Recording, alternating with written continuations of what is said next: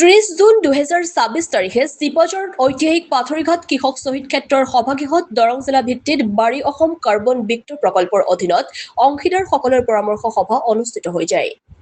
সভাত প্ৰদূষণমুক্ত সেউজ পৃথিৱী গঢ়াৰ লক্ষ্যৰ লগতে জনসাধাৰণৰ ভৱিষ্যত সুনিশ্চিতভাৱে আগুৱাই যোৱাৰ লক্ষ্যৰে Terry north east regional centre গুৱাহাটীৰ পৰা ডক্টৰ নৱকুমাৰ গোস্বামী, দেৱব্ৰত বৰুৱা আৰু প্ৰেমানন্দ নাথ সভাত উপস্থিত থাকি ৰাইজক ভৱিষ্যতত আহি থকা দিনবোৰত সজাগতা বৃদ্ধি আৰু ইয়াৰ পৰা সমাজৰ লাভালাভৰ বিষয়ে বিস্তৃতভাৱে অৱগত কৰে।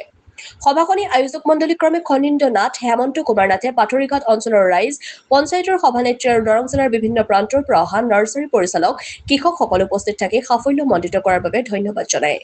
News desk AIN live. চিপাঝাৰৰ পৰা জয়প্ৰকাশ শৰ্মাৰ প্ৰতিবেদন AIN লাইভ। আজি আমি দৰং জিলাৰ পাথৰীঘাট অঞ্চলত আহিছোঁ এটা মহৎ উদ্দেশ্য লৈ যে আমি অংশীদাৰসকলৰ কাৰণে এটা পৰামৰ্শ সভা ইয়াত আহ্বান কৰা হৈছে, যিটো অসম বাৰী কাৰ্বন বিত্ত প্ৰকল্প।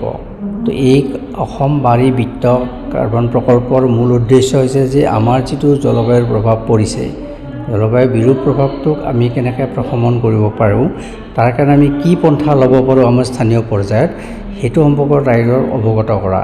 লগতে এই কাৰ্বন বিত্ত প্ৰকল্পৰ পৰা আমাৰ কৃষকসকলে কেনেকৈ অৰ্থনৈতিকভাৱে ইয়াৰ পৰা লাভৱান হ'ব পাৰে, সেইটো দিশতো আজি আমি ইয়াত পৰ্যালোচনা কৰিলোঁ। এই প্ৰকল্পটোৰ আচলতে অন্তৰ্নিহিত মূল উদ্দেশ্যটো হৈছে যে আমাৰ যিটো জলবায়ু পৰিৱৰ্তনৰ কাৰণে যিটো আমাৰ প্ৰকৃতিৰ বিৰূপ প্ৰভাৱ পৰিছে, সেই বিৰূপ প্ৰভাৱটো আমি কেনেকৈ কমাব পাৰোঁ। তাক আমাৰ যিমান কাৰ্বন ডাই অক্সাইড আমাৰ বায়ুমণ্ডললৈ গৈছে বা আমাৰ যিমান সেউজগৃহ গেছ গৈছে, যাৰ ফলত আমাৰ পৃথিৱীখন বছৰে বছৰে উত্তপ্ত হৈ আহিছে, তাৰ পৰা আমি কেনেকৈ পৰিত্ৰাণ পাব পাৰোঁ। বিভিন্ন পন্থা আছে, কিন্তু সেই বিভিন্ন পন্থাবোৰৰ ভিতৰত স্থানীয় পৰ্যায়ত আমাৰ কৃষক বন্ধুসকলে কৰিব পৰা এটা পন্থা হৈছে বৃক্ষৰোপণ আঁচনি।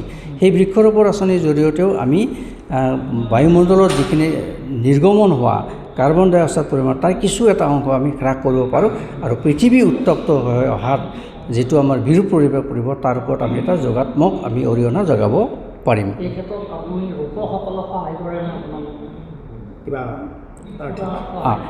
এই প্ৰকল্পটো যিহেতু আমি 2022 পৰা 2024 চনত লগোৱা গছপুলিবিলাকৰ ওপৰত হ'ব, আমাৰ যিটো সমীক্ষা হ'ব, ছাৰ্ভে হ'ব। গতিকে ইয়াত আমাৰ এই প্ৰকল্পটোৰ যিটো নিয়মাৱলী, সেই নিয়মাৱলীৰ মতে তেওঁলোকে ধৰি ৰখা বায়ুমণ্ডলৰ কাৰ্বন ডাই অক্সাইডৰ বিনিময়ত যিমানখিনি কাৰ্বন ক্ৰেডিট বুলি কোৱা হয়, সেইটো কাৰ্বন ক্ৰেডিট তাৰ পৰা পাব, সেই কাৰ্বন ক্ৰেডিটৰ বিনিময়ত যিমানখিনি ধন পাব, সেই ধনৰ এটা অংশ আমাৰ কৃষক বন্ধুসকলে পাবলৈ সক্ষম হ'ব। আৰু এই প্ৰকল্পটো দীঘলীয়া প্ৰকল্প, 40 বছৰৰ কাৰণে, আৰু পৰ্যায়ক্ৰমে এই প্ৰকল্পটোৰ প্ৰতি 4 বছৰৰ মূৰত হোৱা মূল্যায়নৰ ভিত্তিত তেওঁলোকে এনেকৈ প্ৰকল্পটোৰ পৰা সেই ধনৰাশি পাবলৈ সক্ষম হ'ব বুলি আমি আশা কৰিছোঁ। মুখ্যতঃ বাৰী অসম বিত্ত প্ৰকল্পৰ আজি আমাৰ দৰং জিলাত এখন অংশীদাৰমূলক পৰামৰ্শ সভা অনুষ্ঠিত কৰা হৈছিলে। এই অনুষ্ঠানটোত বিশেষকৈ আমাৰ গছ ৰিলেটেড সকলোখিনি আলোচনা হৈছে। বিশেষকৈ দৰং জিলাত মই এই প্ৰকল্পটোৰ লগত জড়িত হৈ থাকিম।